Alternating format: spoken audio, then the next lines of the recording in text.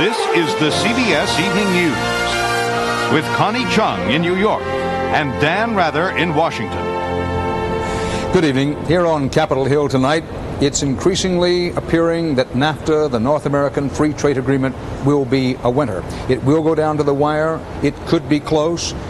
Sources on both sides say if NAFTA wins, it's likely to be by 2, 4, maybe 6 votes. If it loses, more likely to go down by 40 or 50 votes.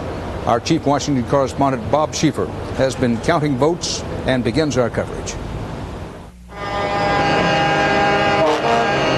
A parade of truckers honked in opposition, and some young people handing out pro-NAFTA buttons got mixed results from members of Congress. Would you like a NAFTA sticker? No way. No way for her, but with the White House cutting deals right and left, the momentum was clearly moving the president's way. And I'm here today to announce that I will be voting for NAFTA tomorrow. That from the prairie states after the White House agreed in writing to new protection for wheat farmers.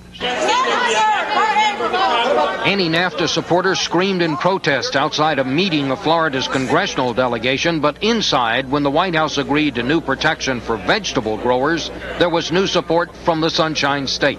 We've got the sugar agreement, we've got the citrus agreement, we have a vegetable agreement, and we hopefully will have a good tomato agreement, which is a little bit more in the vegetable agreement.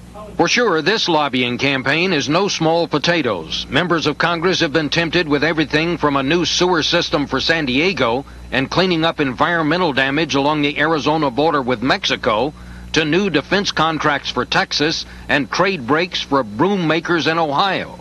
New international airline routes were suddenly approved for areas where NAFTA support was weak.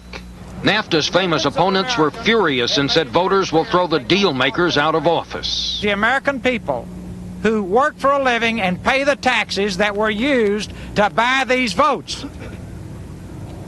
will once again reassert their right. Maybe so, but for now it seemed to be working, and today this was the Capitol's least heard quote. For me, there wasn't any last-minute pressure. There wasn't any of the arm twisting that they're talking about. But the way the opponents added up, the president has already handed out $1.1 billion in goodies. Whatever the accuracy of that, people on both sides are now saying privately the president is going to win. Bob Schieffer, CBS News at the Capitol. Again, overnight is often a long time in Washington politics, and things can change. But as Bob just reported, and we underscore it, as of this hour, even many opponents of the North American Free Trade Agreement are conceding tonight that the White House effort is working and passage